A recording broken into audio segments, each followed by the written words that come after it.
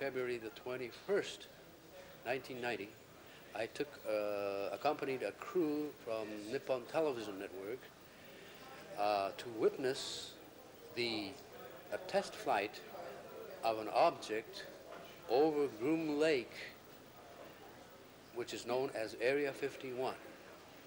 We arrived at the site around just after sundown because, according to the information given to us on that same day when we visited Mr. Lazar at his residence, he said that if you go there after sundown and stand near the mailbox area of Highway 375, looking south towards Groom Mountains and also to the Jumble Hills, you will see test flight of these objects. And lo and behold, when we arrived at the scene, exactly around 6:45 or so, we started seeing, we suddenly started seeing an orangish, yellowish light suddenly appear on top of Jumbled Hills, making a motion to the right for about 15 seconds or so. Next, exactly at 8:15 p.m., we had another sighting of the same object that suddenly appeared on top of Jumbled Hills, came up above the hills, and made its appearance, went slightly to the right side, and at that juncture in time, it made a sudden descension and a back turn, which I estimated to be possibly about 5,000 feet sudden descension, a back turn descension. And I had never seen anything like that in my life ever, and it is definitely a test flight of highly unusual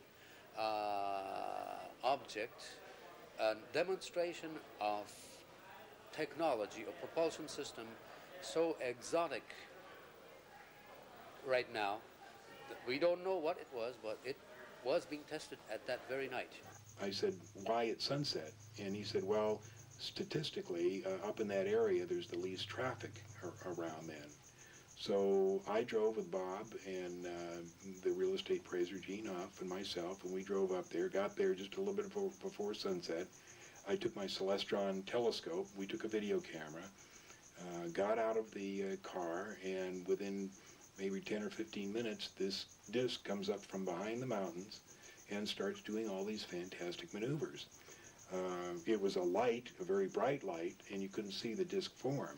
But I had my Celestron scope with me, which is 8 inches, extremely powerful, and after a few minutes I was able to get it right in the finder of the Celestron telescope, and I saw for myself it was a disc. There was no question in my mind, and I just watched it go down behind the mountains. I was traveling in a car with my friend down the road, and a very large object flashed over the car and then began to float probably about a mile away from us in the open desert. We got out of the car, ran towards the object, and got within a few hundred yards of a large disc-shaped object about 40 feet in diameter that looked like a saucer with a teacup on the top of it. It glowed a brilliant reddish-orange color and then glowed a real bright yellow color. On one occasion we thought that the object was actually going to explode because it glowed so brilliantly. It would shoot up to about 200 feet in the air, make a falling leaf motion back and forth, and then go back down onto the ground. This object was amazing. I was so excited because I'd never seen anything before like this ever in my life. We got our faces burned. We had a mild case of radiation poisoning after that. We had fevers for 3 or 4 days of about 102, 103 degrees, which we felt was radiation poisoning. And since then I've been out to the Area 51 area probably some 40, 50 times or so, and have taken quite literally hundreds of people out there. We saw 6 craft that night, each one in succession. And it was craft number about 2 or 3 that was the most dramatic. That is, it was the one that came the closest, and I took a photograph of it. What we actually saw, Michael, was a craft that was ellipsoidal in shape. It was pulsating brightly, and while we couldn't see the outline of the craft, the strict outline, we saw this very brightly pulsating ellipsoid. And when I snapped some shots, apparently the camera, with its low-end optics, that is, we didn't have a huge magnifying lens, so it didn't bring the craft in so close that would have appeared as a giant blur of light. So, plus, it must have caught the craft in a trough of its pulse, because the photograph captured the craft beautifully. That is the outline of it. So it was just a fluke of being at the right place at the right time and having the right optical setup. What's going on in Area 51 today, based on information from first-person interviews I've made over the last 6 or 7 years, there are at least 8 black programs flying out of Groom Lake, out of Area 51. That does not include, does not count the B-2 bomber because it's not a black program. It does not count the F-117, which is virtually a white program today. There are at least 2 very, very high-speed aircraft that have been reported since 1982 is when we've heard the first reports of them. One of them is a small aircraft. It goes approximately Mach 4 to Mach 6. There's an aircraft that has been tracked out of the Bay Area TRACON in Oakland, California by the Federal Aviation Administration Center at least 8 times since 1986, flying in excess of 10,000 miles an hour going through controlled airspace, and a very, very large aircraft at that. Besides the 2 high-speed aircraft, there is a stealth or low observable electronic warfare aircraft. It's been referred to as Excalibur. There is an aircraft that is designed to fly very, very high, but very, very slow and very, very quiet. There's been some rumblings or reports as a flying triangle, much like the canceled McDonnell Douglas General Dynamics A-12 that was going to be an attack aircraft. Just recently, out of Lancaster, California, taken off from Palmdale, which is Air Force Plant 42, and that's where the B-1 was built. The B-2 bomber is being built there. The F-117 is being serviced there in the U-2 operations. There has been at least 3 sightings of triangular-shaped aircraft being launched out of that area. They made no noise, and just the people just happened to look up and see these things leaving the area at relatively low altitude, but again, no noise. Are there any unconventional technologies, propulsion technologies involved? Yes, I have had the opportunity over the years to interview, again, people who have worked at the test site at Groom Lake. One gentleman spent 12 of his 30 years in black programs at Groom Lake. When I asked him, I said, first of all, I said, do you believe in UFOs? And he looked at me with a straight face in one-on-one, and he said, absolutely, positively, they do exist. I said, can you expand upon that? And he said, no, I can't. About a year later, we were talking about, again, activities at Groom Lake. And I asked him, I said, you know, can you really tell me what's happening out there? And he said, well, there's a lot of things that are going on there that I won't be able to tell you until the year 2025. But we have things in the Nevada desert that would make George Lucas envious. Another individual who was an NCO, an E9, which is the highest grade you can get as an enlisted man. He's a Chief Master Sergeant in the Air Force. Was a safety specialist. He had 3 different tours of duty at Groom Lake on various programs. Now, he had no connection with my friend who worked on the other black programs. We were talking, I interviewed him at Nellis in 1985, 86 time frame. And I said, what's out there? And again, he looked me straight in the eye and he said, we have things out there that are literally out of this world. I said, explain. He said, I can't. But trust me, see, we have things that are better than Star Trek, better than anything you can see in the movies. He said, are they airplanes? He said, I can't comment. There are 4 aerospace covert facilities. This is what we call the aerospace connection in the Antelope Valley and also the San Joaquin Valley. Rockwell in the San Joaquin, Lockheed, McDonnell Douglas, and Northrop in the Antelope Valleys. And these operations are extremely suspicious. They have a surface cover activity They call themselves RCS testing sites. That stands for radar cross-section. And apparently their presumed purpose is to test various aeroform designs atop pylons with radar cross-section. And the disturbing part is that we have found out with incontrovertible proof that there are extensive underground facilities. And for example, Northrop, we have documented to have 42 levels underground. Now, if this is radar cross-section testing, which is above ground, why do they need 42 levels underground? Also, at the Lockheed facility out in Helendale, we had an investigative reporter who saw a blueprint of the building plans for that facility that he wasn't supposed to see. It showed that they had an extensive underground facility 300 feet down. And when this reporter interviewed the person who was in charge of that facility, they had a nice, pleasant interview until at the end he told the director that he was aware of this extensive underground facility. And what could he tell him about that? And immediately the man's eyes grew wide and he said, "This interview is terminated." So it's very suspicious. And then of course we have other reports of people in the area who say that they have seen alien craft emanating from these facilities and terminating at these facilities. Area 51 has 3 tiers of security systems.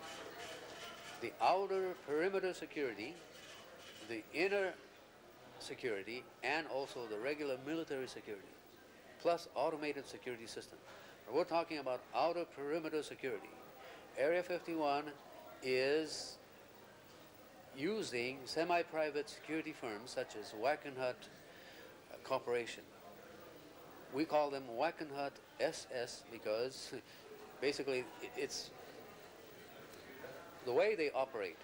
Wackenhut SS, of course, means Wackenhut Special Securities Corporation, of course, and they are assigned to guard the outer perimeters of Area 51. And they, because of the status of being a semi-private status, they don't wear any insignias of any kind. They wear military camouflage uniforms and carry machine guns and so on. They ride unmarked four-wheel blazer-type vehicles, and they harass citizens who even dare to drive on any of these dirt roads south of the Highway 375. We have every right to be driving on these public lands as long as we don't cross the warning sign area. We were harassed by dangerously maneuvering helicopter over public land on May 16, 1991. A group of us, altogether 18 of us, were in a 7-car caravan just coming back on Groom Road after taking pictures of the warning sign area. We were coming back to Highway 375, but suddenly we heard a thunderous sound overhead, as if a railroad was passing over our cars. When we looked up, there was this military helicopter that appeared and came about 5 to 8 feet above our cars on purpose, harassing us, intimidating us, and for the next 15 to 16 minutes, we were trying to get away from this helicopter. We were frantically trying to drive and go away from this area, and we were buzzed by this helicopter continuously for 15 minutes. In one occasion, this helicopter circled around as we were driving and came front of our cars at almost low level and just scared us and continued this illegal maneuvering, endangering our lives. Where is it? Where is it?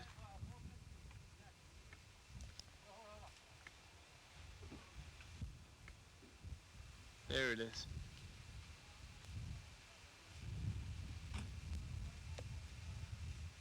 Jeez. How can you see anything with it? It went behind the mountain. There it is. There it is.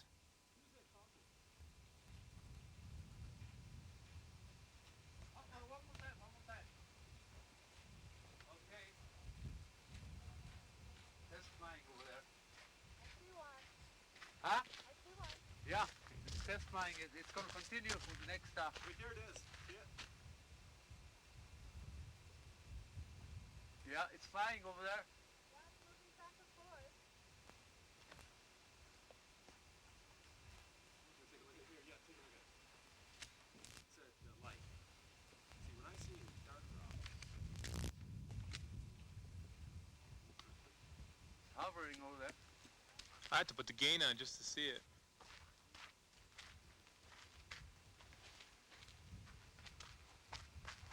Boy, my battery. Yeah, right.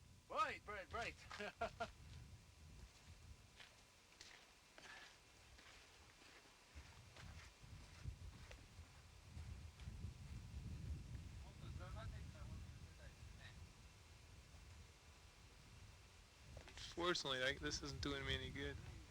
Yeah.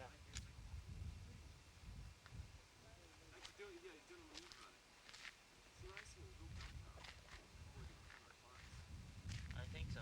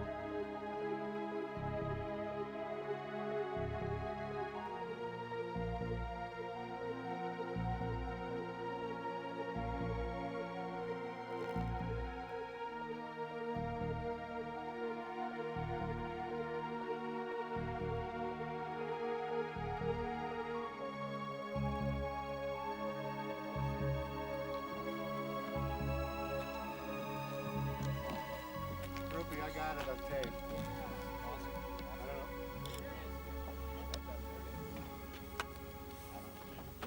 know.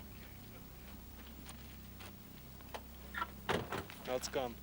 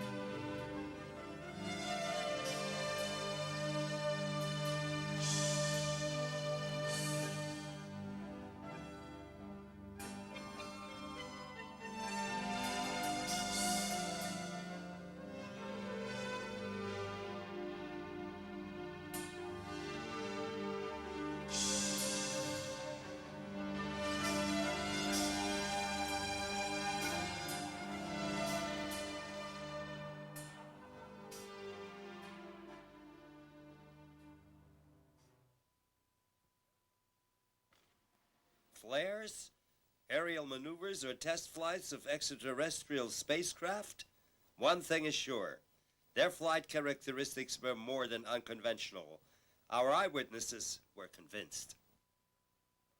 I saw, well, right over the horizon there, as most of us said so far, I saw a light come up over the horizon, probably a few degrees over the horizon, and it broke into first 2 lights, then 3 lights, and then it seemed to string them all together, kind of like a string of pearls or beads.